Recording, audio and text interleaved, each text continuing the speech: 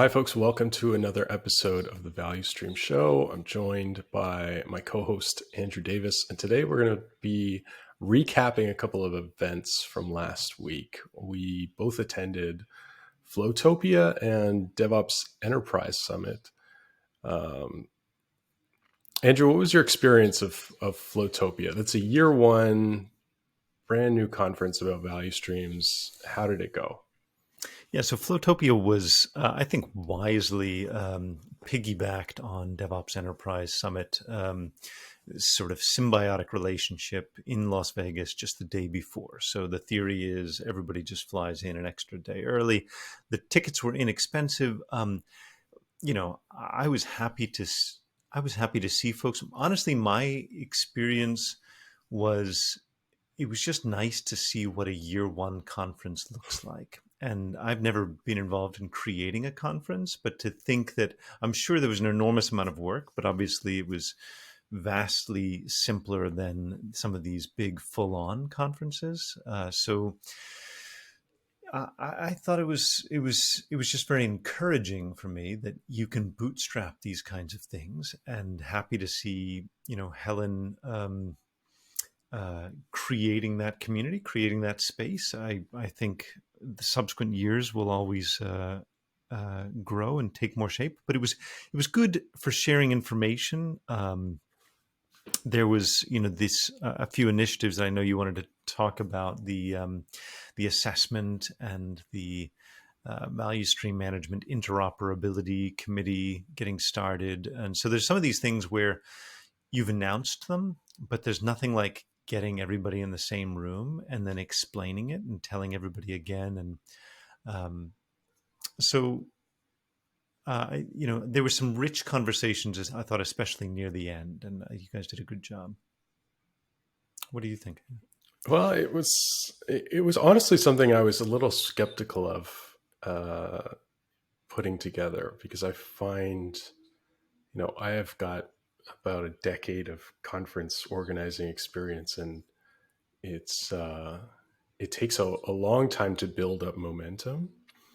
And, the VSMC is very new. So I was initially cautious, because I think that in order to really reach enough people to bring, you think of it as a funnel thing, right? You've got lots of people that you could reach out to, and a small segment of that is going to respond, and then a small segment of that is going to be interested, and then a smaller segment is available, and you go down and down and down, and you've got this small group of people who's actually going to be able to show up. And so I was mostly concerned with growing the top of that funnel as much as possible. But I think that we were definitely able to capitalize on the fact that DOES was happening and folks might be in town anyways. So that was, and a lot of folks told us that was what worked well. So I was very happy that we made that decision to piggyback. But Helen really did the bulk of the work. It was really remarkable what she was able to put together, and also that she, I think, managed the scope well. Like, it was not overly ambitious, which I think is great. It was very much a focus on getting people in the same room for as much time as possible to have those conversations. And you had about 100 people there. So, I mean, I wouldn't, whatever your aspirations were, 100 people is a solid crew to have as a year one conference. There were plenty of, people were attentive for the main, and you had a number of, very knowledgeable, excellent speakers.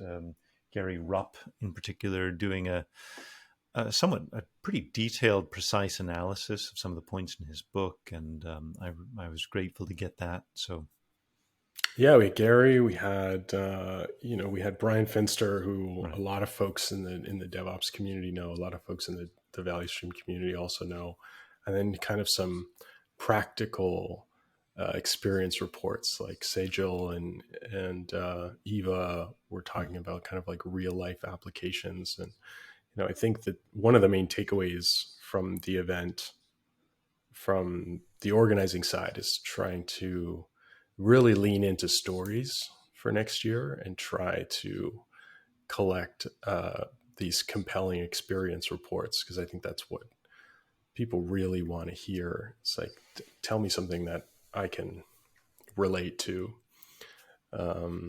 and show me what this looks like from different angles. So that's where I'm really excited about next year, having a larger audience for awareness.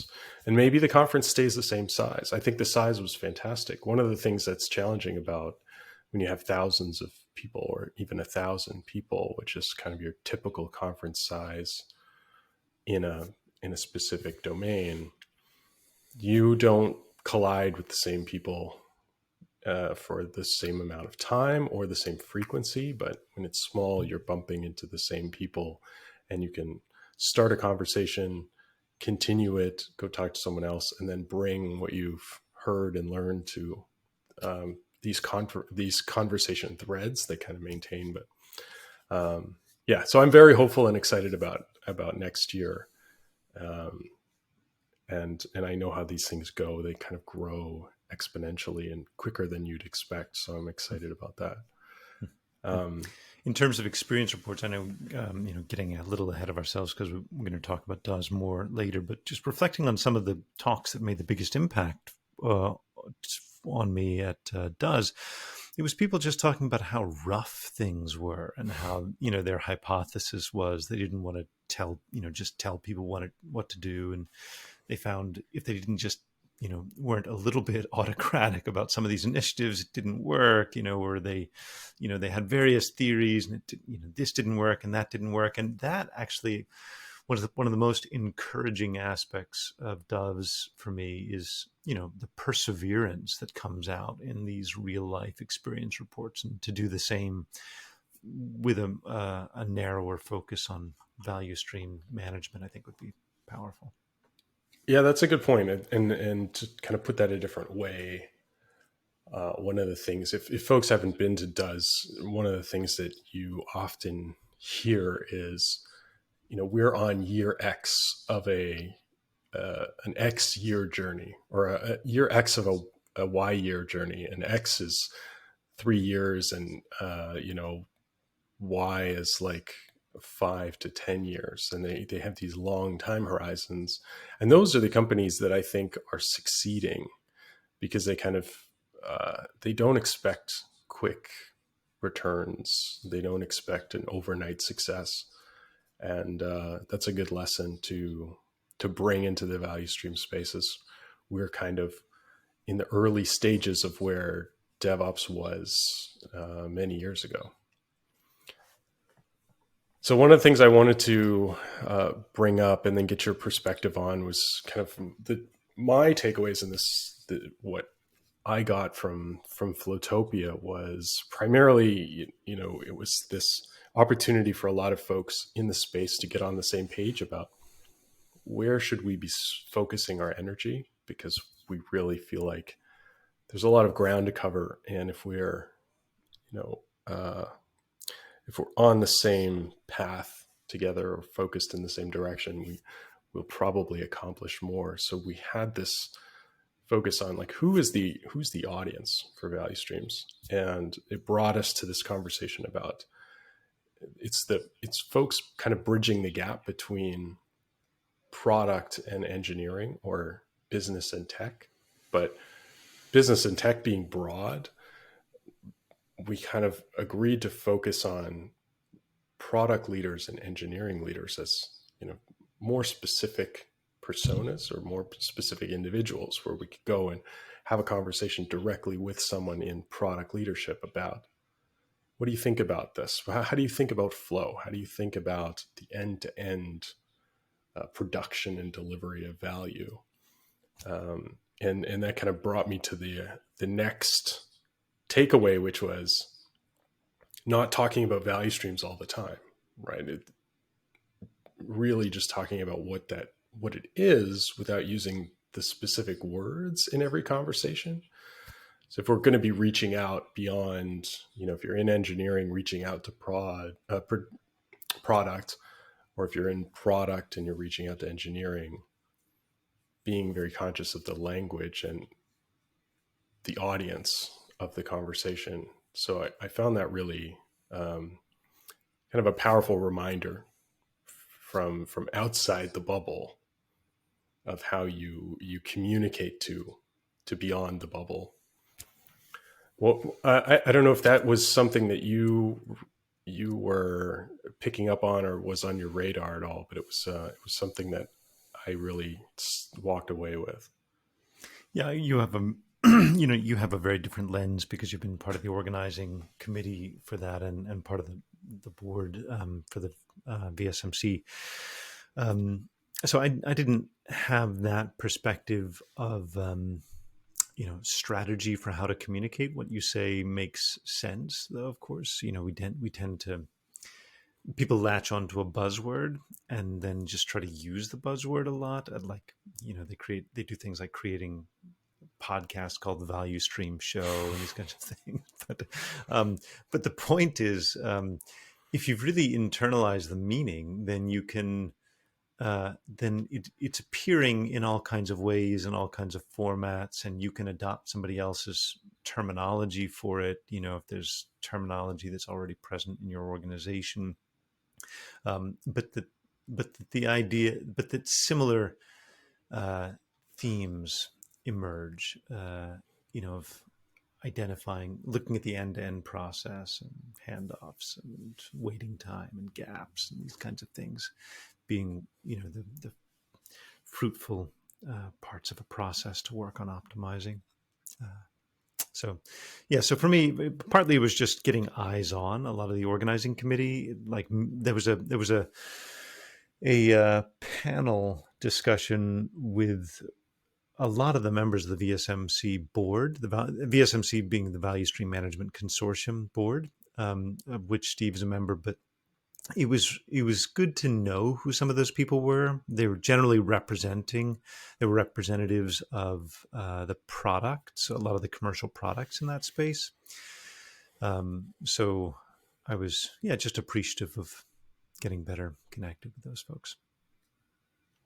Yeah, I had a couple of really good conversations that I think were facilitated by the fact that we were in the same room. And we don't often have one-to-one conversations with a lot of the board members on the vendor side.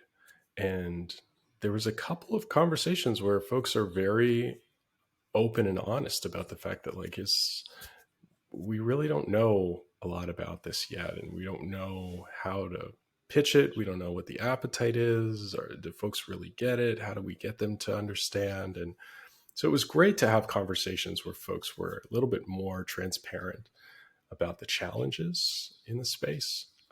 And I had really rewarding conversations where it was just like, why this? Is this really something that we should be focusing energy on and reconciling different perspectives on? Okay, well, I think this messaging resonates, and what do you think about this aspect of it? And because each of those vendors, they have different perspectives on how they frame the space and their product and what problems it solves and who's it for. And so I find it really rewarding but challenging to kind of bring everybody under the same umbrella of like, okay, we all want to improve the flow of work and the delivery of value in organizations. So how do we come together to do that in our own unique ways, speak the same language and speak the language of other people who are outside the space? And so it was a really great opportunity to do all that reconciliation. And then there was a couple of other things like just surprising conversations. Like I bumped into a couple of folks who just found out about it at the last minute, showed up. Like there was this consulting firm called DXC that were talking about how they're realigning their organization towards value and along value streams. And the two gentlemen who showed up from that organization, there was kind of like a believer and a skeptic. And so we were having conversations about, what they're grappling with, how it's helping them, but they're also struggling with alignment and teaching people about this way to structure the business around value streams. So I'm going to be working with them on kind of telling their story, because I think that's one of the cases that is really remarkable at this stage, to see a company almost entirely reorganize around value streams, and have a positive experience of doing that. One of the things they should probably look at early on is branding. I had to just double check and remind myself that DXC was in fact HP Enterprise before they spun off that consulting group. So it's a $16 billion company, quite massive, but just haven't gotten the brand recognition there yet. Yeah. It was surprising to talk to them and hear that they had all this, massive staff count, and this actually they're kind of a services business, they're consulting business, so they're not necessarily building products, but they saw the value in kind of, they were talking about not value streams, but what the value stream represented, which I found was very valuable. They talked about hire to retire, right? So this idea of like, what is the flow of bringing on a new talent to the organization, and how to develop that talent and get them to a point where they're contributing maximum value. And then managing, the other half of that is sort of like a customer journey from the talent perspective, but the development of that talent is kind of like a development value stream in a traditional sense. And that was one of the things that they were talking about. Then they were also talking about, I think, quote to cash, right? A classic kind of sales flow. And, just reminding those of us who are in the bubble that you're not always using the word value stream, but you're almost always talking about flow of work and the delivery of value. Right. Nice. And yeah, fantastic. Nice and that's kind of a bridge, yet another bridge between this IT focused community and these broader groups who are also trying to look at the end-to-end flow. So should we talk about DOES? I think we probably should. Yeah, we don't want to stay on this too long, but we can definitely link to, there's all the talks from Flowtopia were recorded.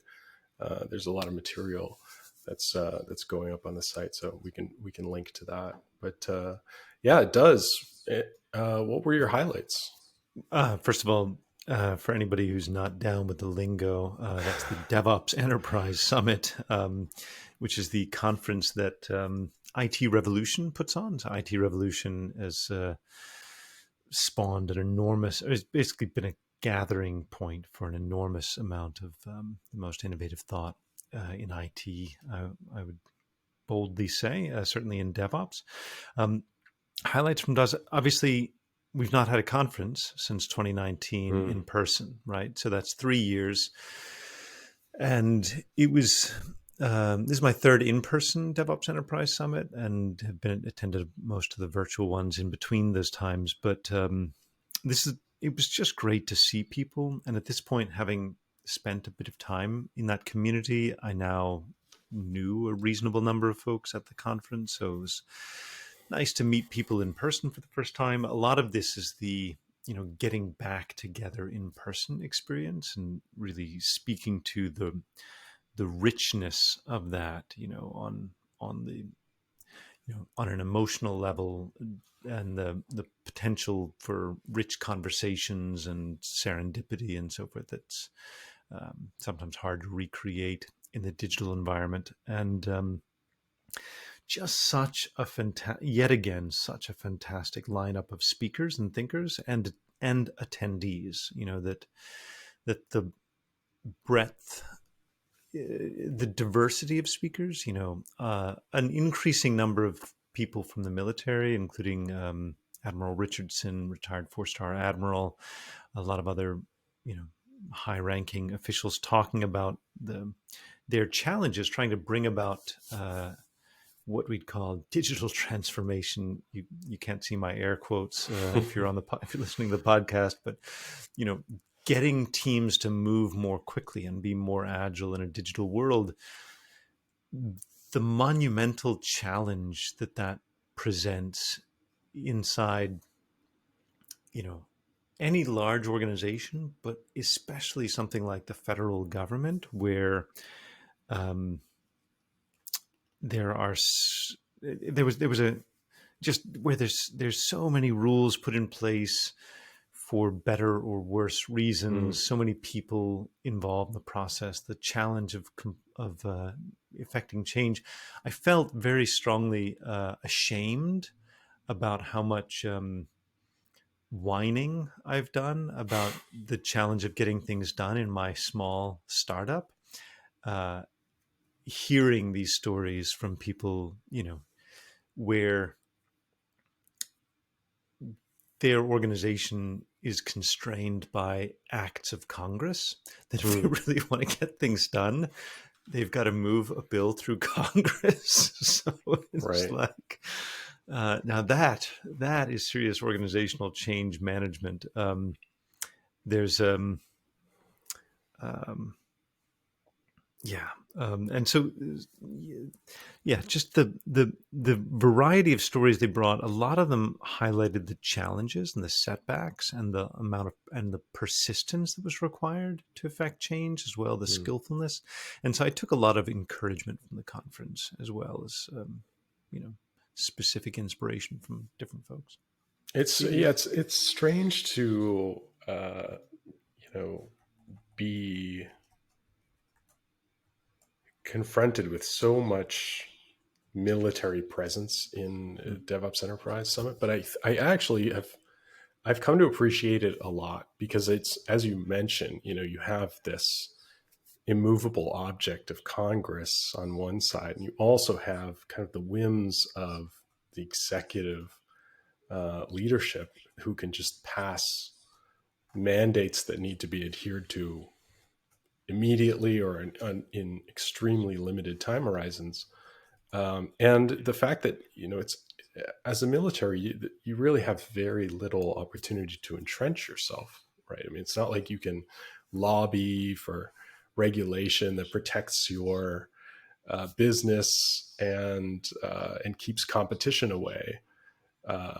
You really have to work at that, and it's a very real challenge. So I find that very interesting, and I have very good conversations with folks who are working very, very hard with a very strong sense of duty as well, and just being floating in and out of conversations. There's you have this ecosystem where you have kind of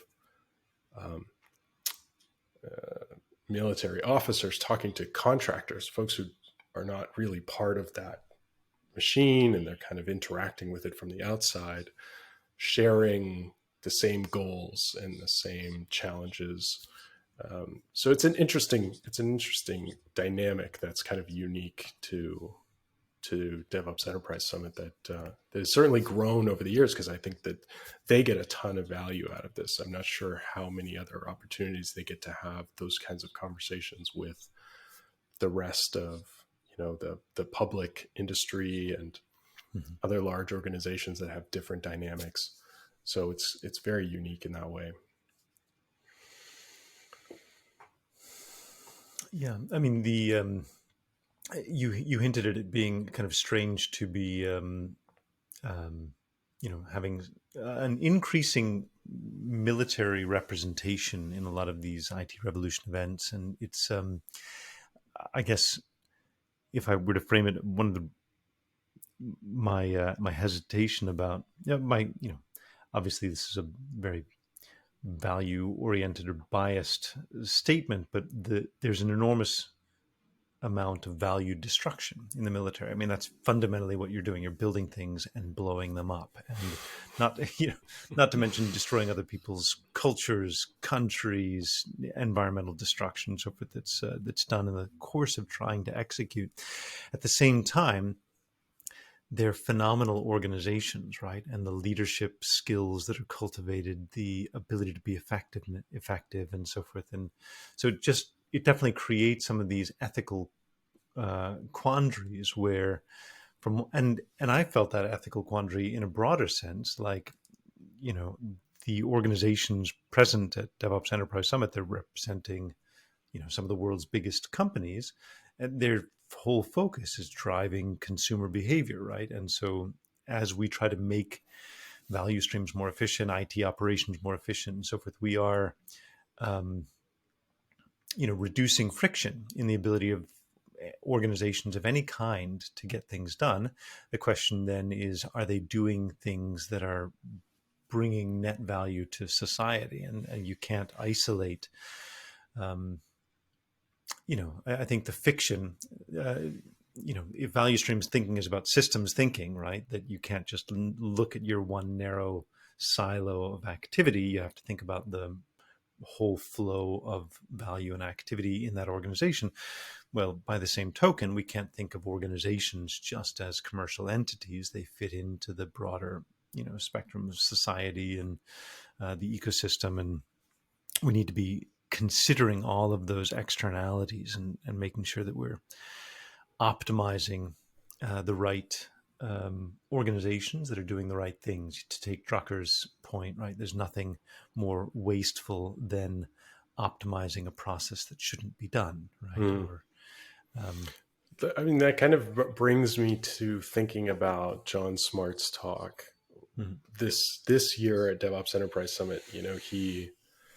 He was talking about kind of the industrial revolution and what has brought us to where we are with digital transformation, right, and the present day efforts. But the difference between the last time I heard him speak in 2019 and this year is 2019. He was talking about outcomes. He's talking about the downstream effects of efforts. And this year, the major theme was incentives, the upstream. What is the thing that kind of pulls outcomes into a specific direction, or creates the conditions for different outcomes? And I found that very valuable. I think it's very rewarding to see the narrative directed towards the larger system, the larger impacts on the system, the upstream of the things that we commonly focus on downstream, right? A lot of people, I mean, we're kind of dragging the industry through the dark ages of looking at just output to outcomes, and now to be looking beyond outcomes to incentives. Like, what is actually going to make things happen? What is the driving force for the outcomes that we will see emerging from a given system? That was very encouraging to see. And I hope people notice that and kind of take that to heart, because I think it's a very powerful thing, especially with a lot of folks talking about OKRs and, objectives, but very little conversation currently about incentives. And there's a lot of challenge when you have one side of that conversation and not the other. And I've heard Jon Smart talk in a couple of other contexts recently. IT Revolution's been bringing him and the other authors of Better Values, Sooner, Safer, Happier, to do kind of a book club, so to speak. But he's using incentives as a mantra. And it feels like he's had some real breakthrough in his own thinking that, I mean, he said in the talk that he gave at DOES that everything can be boiled down to incentives. To take the language that you and I have used, it's value. Like, what is the value that different people receive? And of course, everybody's, as we often say, the value of all of the participants in a value stream is all different. The value of customers, every person experiences value differently, which is another way of saying the incentives are a little bit different. But this, as you point out, the structuring of the incentives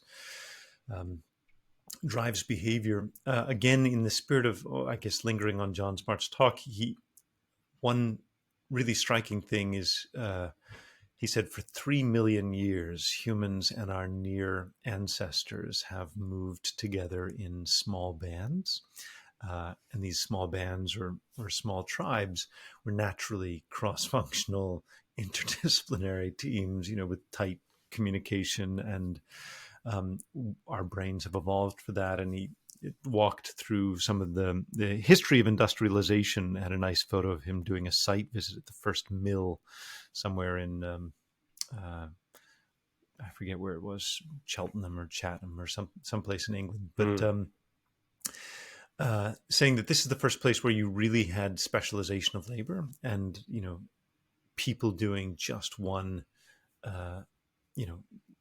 industrialization of labor, where you optimize for individual people doing just one piece of things and trying to build up the whole system. And obviously, industrialization has been very, very effective in accomplishing lots of change in this world, for better or for worse. And we see the pendulum swinging back towards operating in teams that align with the evolutionary apparatus of our brains. That small group interactions are what we're really primed for. And so I think him giving that context was very, very powerful. And lingering for a couple of minutes on a couple of other insights that I had. One was a book that just came out, The Value Flywheel Effect. Had a good opportunity to spend some time with David Anderson, the author. Steve and I had dinner with him and a number of others. And it came out, some of their same conclusions were conclusions that Steve and I had come to together, which is that it's all about the conversation, and that the value flywheel effect centers a lot on Wardley mapping, and using Wardley mapping as a way to understand the value chains involved in building systems, but that the conversation is more important than the map that you come up with at the end. As you and I say, the mapping is more important than the map, and that these things are tools to facilitate conversation, knowing that everybody's understanding of a situation is volatile, right? And spending the time together to sort of entrain to each other's understandings of a situation is what's really most powerful. Yeah, that was a really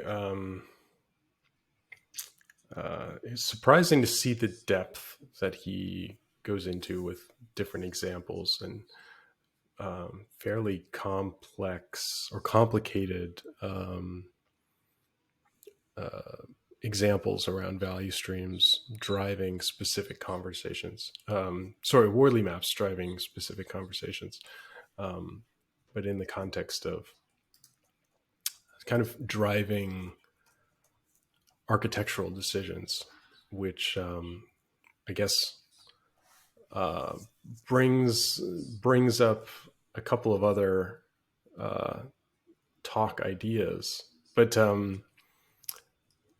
if we touch on the architecture piece for a moment, there was a talk by Randy Shoup talking about architecture and value, and that's probably a good place for us to spend a moment on as well. The one thing that I took away from his talk I liked was that he spent time talking about the effects of architecture on cognitive load, and how you can have an effective architecture facilitating cognitive load and ineffective. And really, that brings us back to this idea of small teams kind of owning a manageable domain and able to kind of operate autonomously and with minimal dependencies. And that's something that I think we heard several times over the conference. But that was my main takeaway from his talk.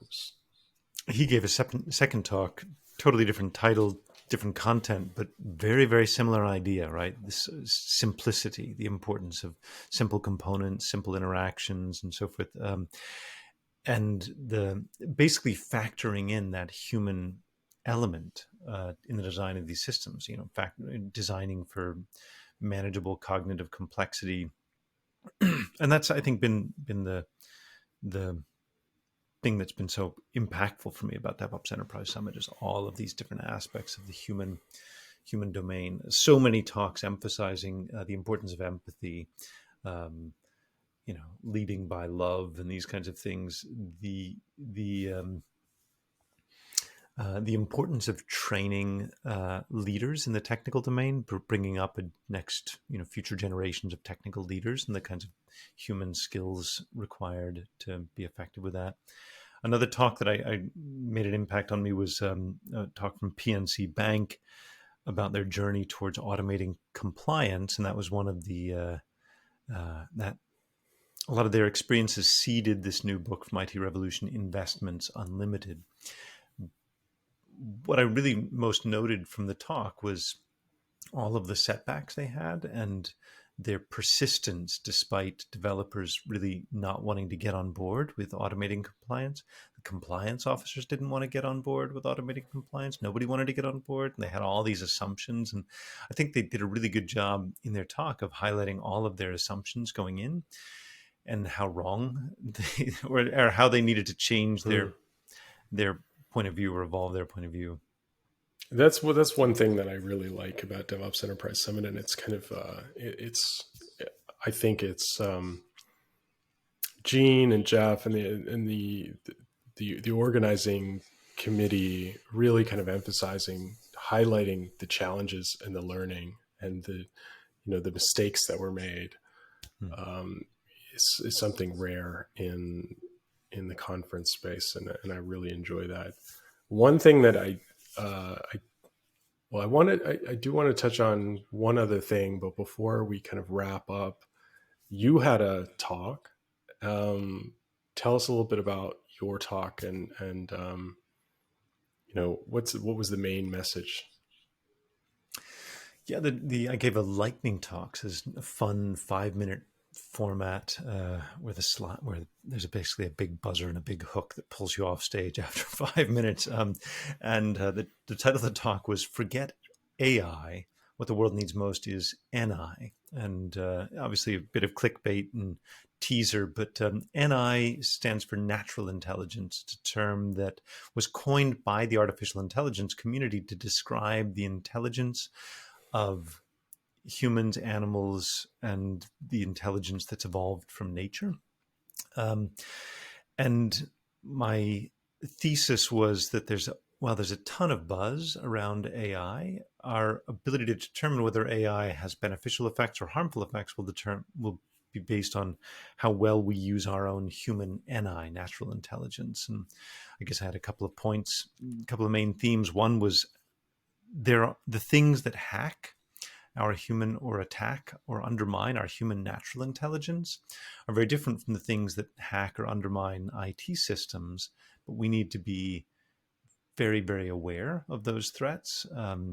We're easily distracted by shiny objects, pretty things, craving, and I flashed up a picture of Las Vegas to embody craving, and we're strongly influenced by fear as well, massive influential factor in our mind, and then ignorance. Some of the ways that we understand our world are problematic, like the ways that we conceptualize things, and we mistake our concepts for reality, and creates the possibility of factionalizing and so forth.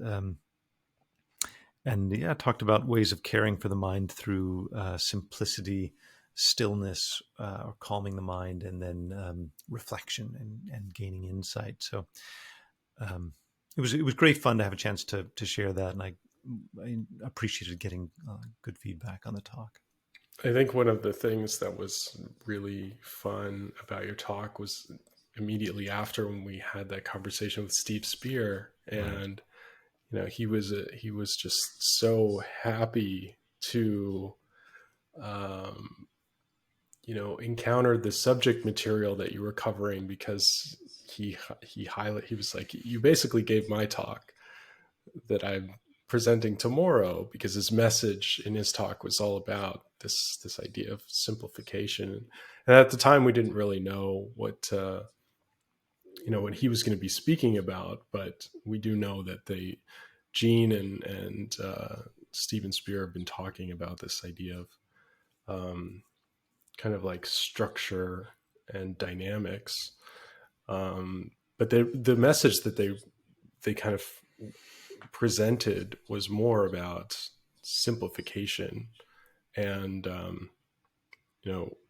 I think like organizing work and thinking about the big picture of work, and how to break it down effectively. And it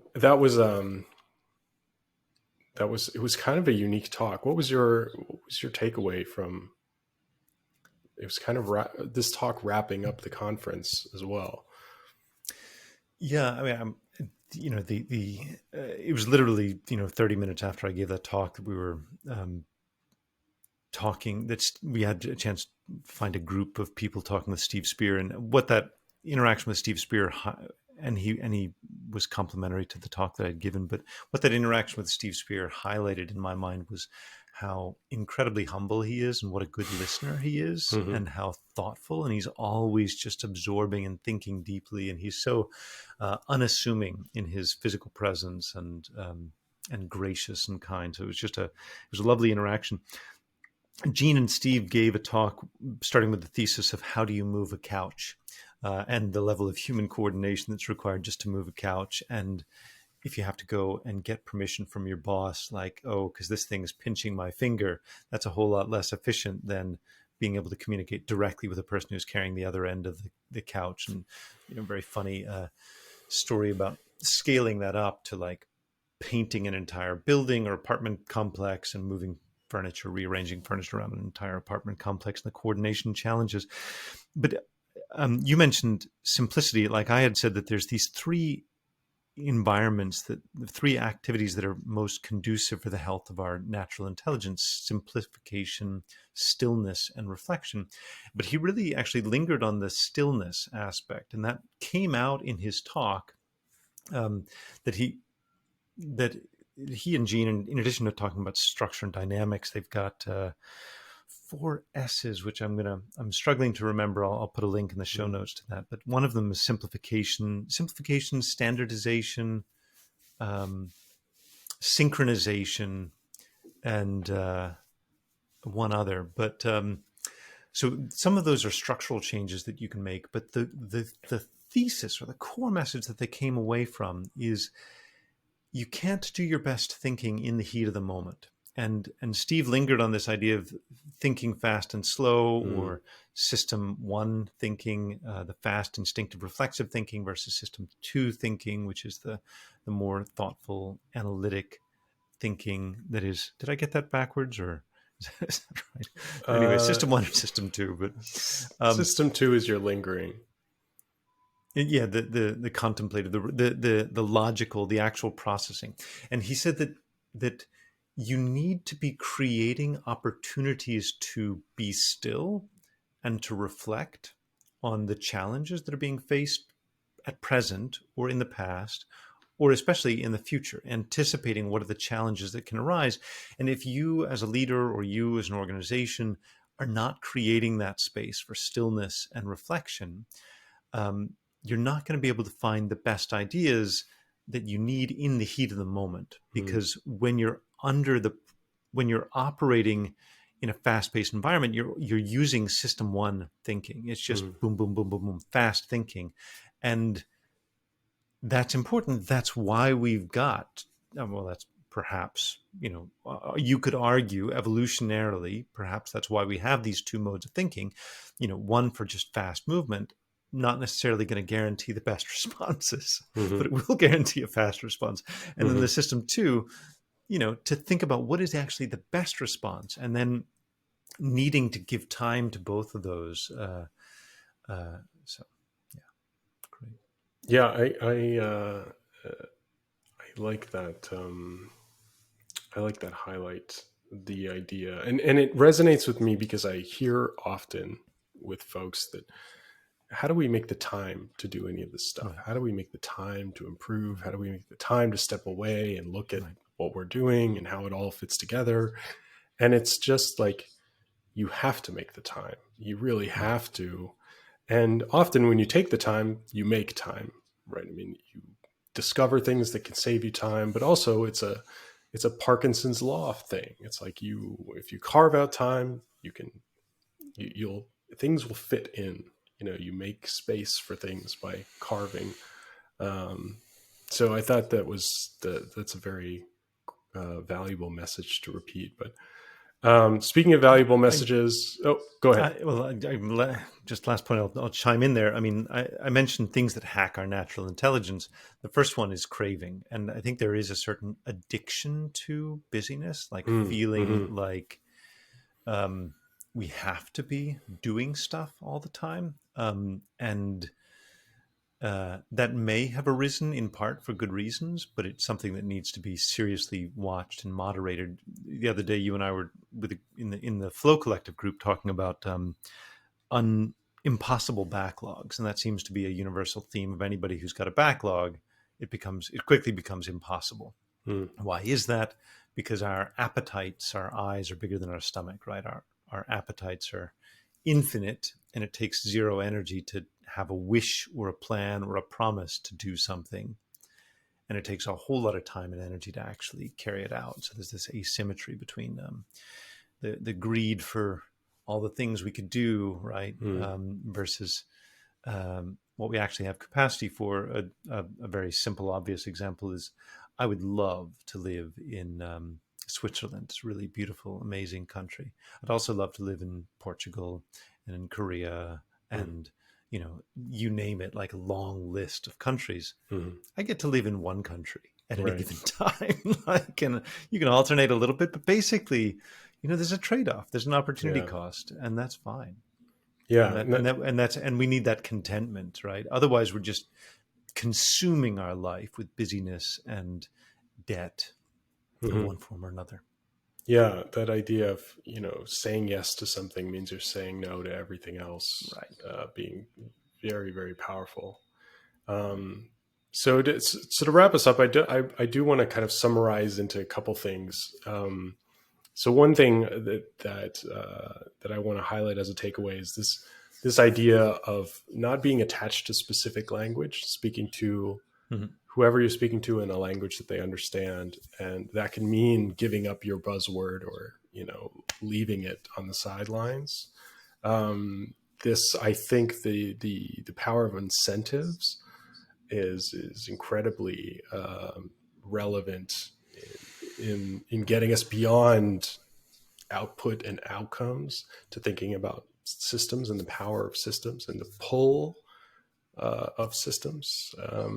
And then the last one, I guess, that I really enjoyed is just the need for simplification, the need to constantly be stepping away and looking at how can we think about this in its most, um, let's say, digestible um, context for the purposes of understanding it in a broader context, also for the purposes of communication and having better conversations. Fantastic. Thanks, Steve. Thank you.